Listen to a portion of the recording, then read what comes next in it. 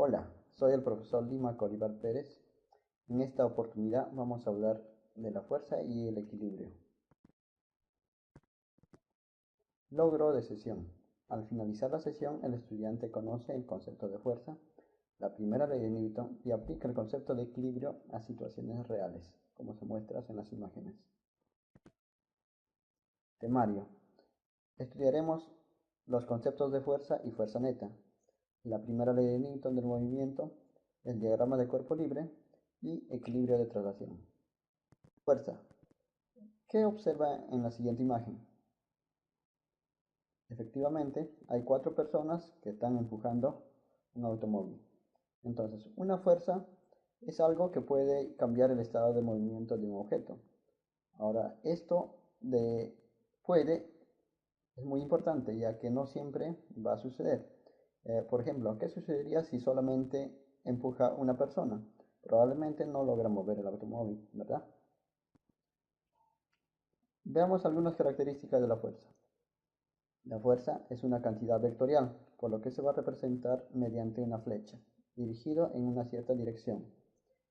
La fuerza también es una magnitud vectorial que lo vamos a medir en Newton.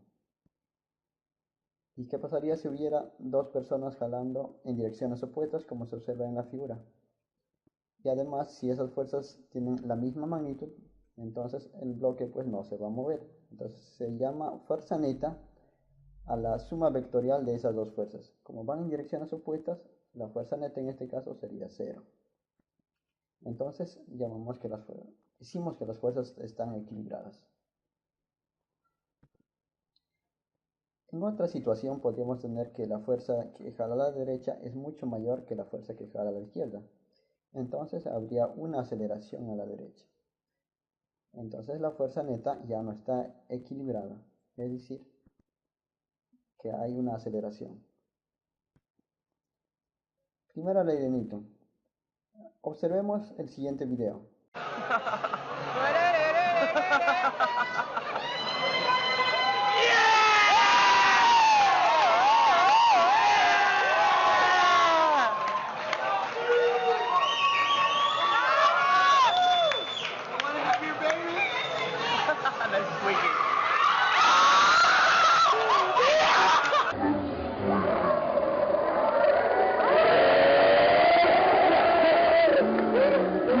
¿Por qué la mujer sale disparada del toro mecánico? En física hablamos de la inercia. Entonces decimos, la mujer sale disparada por inercia. Ahora, ¿qué es inercia? Inercia es la tendencia natural de un objeto a mantener un estado de reposo o de movimiento a velocidad constante. En el video observamos que el toro le da un empujón y luego frena repentinamente. Y la mujer pues sale disparada. Una medida cuantitativa de la inercia es mediante la masa. O sea, la masa nos va a indicar qué tanta inercia tiene un cuerpo. La primera ley de Newton enuncia lo siguiente. Si la fuerza neta sobre un cuerpo es 0, entonces el cuerpo se mantiene en reposo o permanece con movimiento de velocidad constante. Diagrama de cuerpo libre. Analizaremos algunas fuerzas. Por ejemplo, la primera fuerza es el peso. Todo cuerpo que posee masa tiene peso. El peso es debido a la atracción de la gravedad terrestre. Entonces lo vamos a representar mediante una flecha ubicada en el centro de gravedad del cuerpo. Por ejemplo, para la persona de color de polo blanco, su peso estaría en su centro y siempre dirigido hacia abajo. Otro peso podría ser, por ejemplo, para el automóvil, también estaría ubicado en su centro y dirigido hacia abajo. Ahora, ¿cómo determinamos el peso? El peso lo vamos a determinar multiplicando la masa por la aceleración gravitatoria. Muy bien. Ahora, otra fuerza que vamos a tener en cuenta es la tensión. La tensión aparece en cuerdas, en alambres estirados y siempre está tirando del cuerpo. Por ejemplo, aquí la cuerda lo sostiene hacia arriba, ¿no? O sea, la tensión lo graficamos hacia arriba. En esta parte la tensión va dirigida en la misma dirección de la cuerda, pero siempre tirando, lo sostiene. Otra fuerza es la fuerza normal. La fuerza normal aparece cuando un cuerpo está apoyado en una superficie. Aquí podemos observar dos situaciones. La primera situación en un plano horizontal. Entonces, la fuerza normal siempre está dirigida perpendicular a la superficie en contacto, en este caso hacia arriba. En la segunda situación tendríamos perpendicular también al plano de contacto. Otra fuerza muy usada es la fricción. La fricción aparece debido a la rugosidad de superficies en contacto. Por ejemplo, acá podemos observar mediante una lupa y seguramente observaremos algunas grietas entre las superficies en contacto. Si la persona jala al lado izquierdo mediante una cuerda, pues la fricción es una fuerza que se opone a ese deslizamiento. Y obviamente también está la fuerza normal. Ahora, existe una fuerza de fricción que llamaremos fuerza de fricción máxima, la cual es cuando está a punto de moverse el bloque. Esa fuerza de fricción máxima se determina como el producto del coeficiente de rozamiento por la fuerza normal. O sea que estas dos fuerzas están relacionadas mediante esta fórmula. Equilibrio de traslación. Si sobre un cuerpo la fuerza neta es cero, este permanece en reposo o en movimiento rectilíneo uniforme, y se dice que el cuerpo se encuentra en equilibrio de traslación. Entonces, la fuerza neta es igual a la suma de todas las fuerzas, y esto es cero cuando está en equilibrio. Recordemos que esta suma es una suma vectorial, no es una suma escalar. Sumar vectores es diferente que sumar números escalares, ¿verdad? Esta expresión podemos representarlo de la siguiente manera. Sumatoria de fuerzas en el eje X igual a 0 y sumatoria de fuerzas en el eje Y también 0. Veamos el siguiente ejemplo para entender mejor el concepto de equilibrio. El ejemplo nos dice, los bloques mostrados en la figura están a punto de moverse. Si la masa de M1 es 10 kilogramos y la masa de M2 2 kilogramos respectivamente, además la polea es ideal. Con esta situación nos pide realice el DCL de cada bloque, calcule la magnitud de la tensión, determine la fuerza de fricción y el coeficiente de rozamiento estático. Inciso A. Realice el DCL de cada bloque. Solución. Para realizar el DCL de los bloques, debemos aislar primeramente los bloques. Acá graficamos bloque M1 y bloque M2. Y a continuación ubicaremos las fuerzas que actúan sobre cada una de ellas.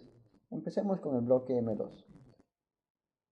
El bloque M2 está sostenido mediante una cuerda, por lo que aparece la tensión. La tensión va dirigida siempre en la dirección de la cuerda y siempre va jalando. Y como el bloque M2 tiene una masa, obviamente tiene el peso. El peso está graficado en su centro y dirigido siempre hacia abajo. De manera similar para el bloque M1. Tendremos la tensión hacia el lado derecho, el peso hacia abajo, la fuerza normal desde el punto en contacto con la mesa y la fricción. La fricción en este caso, como el bloque tiende a moverse al lado derecho, estaría graficado hacia el lado izquierdo. Entonces, esto sería el DCL de los bloques M1 y M2. En el inciso B nos pide calcule la magnitud de la tensión. Analizaremos el bloque M2. Como el sistema está a punto de moverse, eso indica que el bloque todavía no se mueve. Y como no se mueve, la suma de fuerzas sobre el bloque M2 sería igual a 0. Esa es la condición de equilibrio. ¿Recuerdan? Muy bien, vamos a sumar vectorialmente esas dos fuerzas.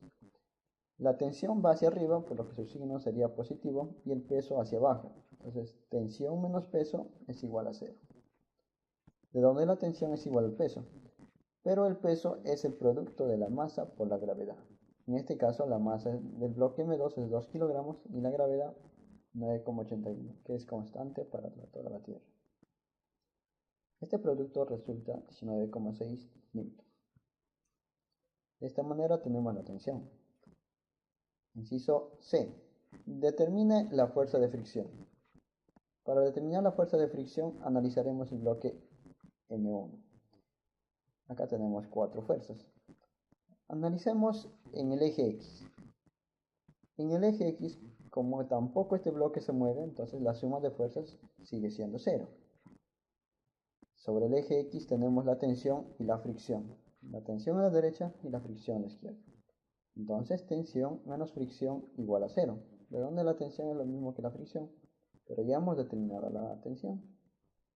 Por lo tanto, la fricción sería lo mismo que 19,6 newton. Inciso D. Nos pide determinar el coeficiente de rozamiento estático.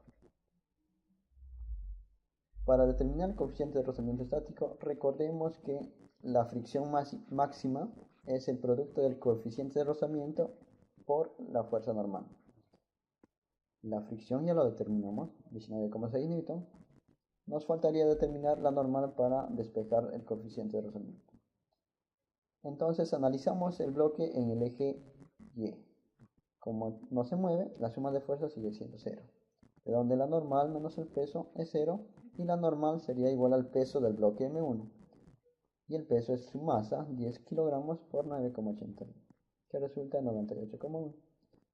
Reemplazando y despejando el coeficiente de rozamiento, tenemos que es 0,2. Este coeficiente no posee unidades. Muy bien, de esta manera hemos determinado el equilibrio para un sistema de bloques. Muchas gracias.